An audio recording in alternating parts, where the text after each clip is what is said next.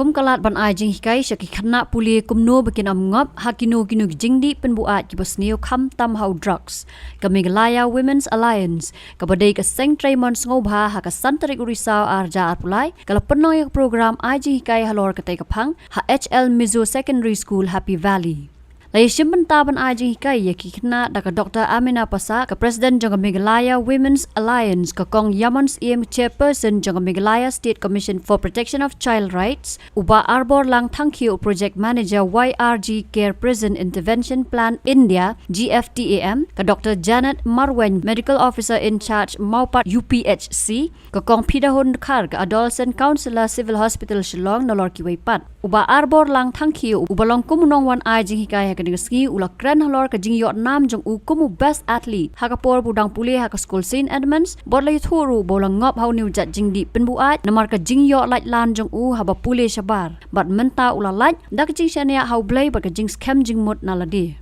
Like I told you, my name is Atiar. Thangkhiew. When I first started, till my 10th standard, I never used to smoke. One of my is my teacher in school.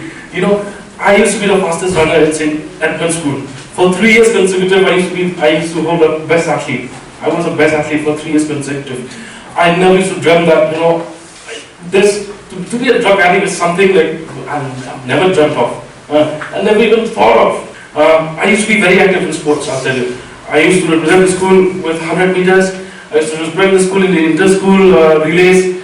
I used to represent the school in taekwondo, in karate inter-school. I'm good in music and art also. So, till my 10th grade, I'm not a low-grade student, so to say, because I don't smoke at all. I'm good in sports because I don't smoke, I don't do all those nonsense things, yeah. And in 1997, till now, the record is still set for the 4 into 100 meters relay boys. That is St. Edmunds School. It was our batch when we ran. It's still, till date, the record is still there. You guys can check it out. And guess what? I remember after my 10th, I'm supposed to go out for my studies. I got in Chennai. I was supposed to go for my science stream. But because my love for my friends, when I went to this place, it was far off place, I told my parents, I can't stay here, I'm not feeling well. And parents, the moment they hear about their children not feeling well and all that, they said, okay, come back. Even though I came last, but because I'm from the St. Edmunds, so they allow me. So I was the first commerce batch, co-ed batch in St. Edmunds. So brother Miranda was there at the time. So brother Miranda, he knows me also very well, because one of his students. So they allow me. That was when I started I smoked first, taking smoking. I realized, after I started smoking, I couldn't concentrate anymore. For my commerce, I finished after my 10+2. Instead of coming first or second, I came third. I'm the only person who came third in that batch. That was where my downfall started, I'll tell you. It started with a cigarette. After my 12th, I finished, then I thought since I so like drawing and art, I went to pursue for my, it's a commercial art, it's by the Institute, Birla Institute of Commercial Fine Arts in West Bengal, in Calcutta. But once I reached Calcutta, because no one is there, I'll tell you. My mom is not there, my loved ones are not nearby. I feel like someone who is like free, no one is there to mind me. I started going on my own way. That's when, also at that time there was, because I used to play music, okay, I used to play guitar, and I'm also a bass guitarist. I joined with this band. So while playing in this band, there is one of the friends of those, the band members, they don't take drugs, okay, but one of their friends, he introduced me to brown sugar. That was when I started. When I first take this drug, I started walking from Salt Lake City to Park Street without feeling tired. But then, I thought it was, and at the same time, I didn't like it, okay? Because the moment I took it, I started vomiting so much.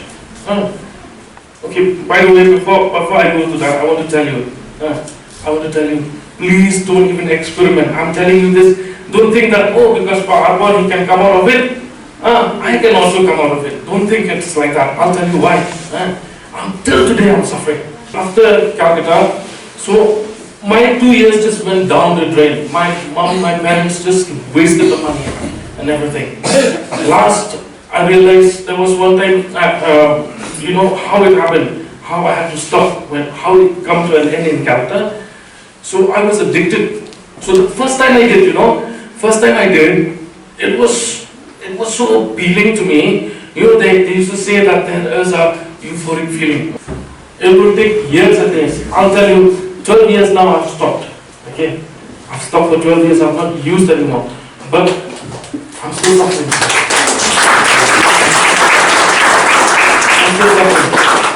How my life changed? You might think that I'm looking healthy and kind. No, it's not like that. I'll tell you. I'm still suffering. I have to get up in the morning and pray to God. God help me today. Without God's help, I'll be dead by now. People who come to take medicine from us, we don't call them patients. We call them clients. Okay? So I have clients as young as 10 years old. Okay, so you can just well imagine what the situation here. Because what we see here is just like what we hear, what we read in the newspapers, it's just the surface of things. We have no idea what's really going on behind all that. And me, Kompida, Ba'arbor, and by the way, I'm very grateful that Ba'arbor is so honest about what he says, and he's one of my first clients. And I'm very, very happy for him that he's not just my client, he's my friend. Those who think that addiction is a sin. Okay. If addiction is a sin, what am I doing here? I'm a doctor, right? Can I forgive your sins? No. Always remember, because we kind of most of us misjudge, I won't say just drug addicts, that they are sinners. Okay? I've had people said these things, and I never like that. It is not a sin. It is an illness. That's why we give medicine. Okay? Is that clear? Your caste, your religion, your sexual preference, your school, your nothing of that sort. You and I could be victims of drug use anytime. So that's why to understand this issue, it's very important that we are here today to capacitate you with all these knowledge that we already know, to fill your minds with certain knowledge of what drug addiction can do and what are the skills required for you to be able to handle your challenges every day of your life. So after I left the office where I was working for people using drugs, I work in several hospitals till today. Imagine to my surprise, we got cases as young as 9 years old falling into drug addiction. At first I was actually shocked because I didn't think that somebody as young as a 9-year-old to be using drugs. He started using when he was 9. That was my first case of somebody who was very, very young. Conduct an essay competition, okay? And that is not substance abuse. Alright, whatever you have learned today, we want all of you to participate. You have learned, right?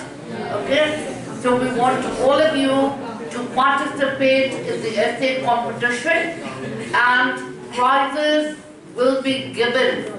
Okay?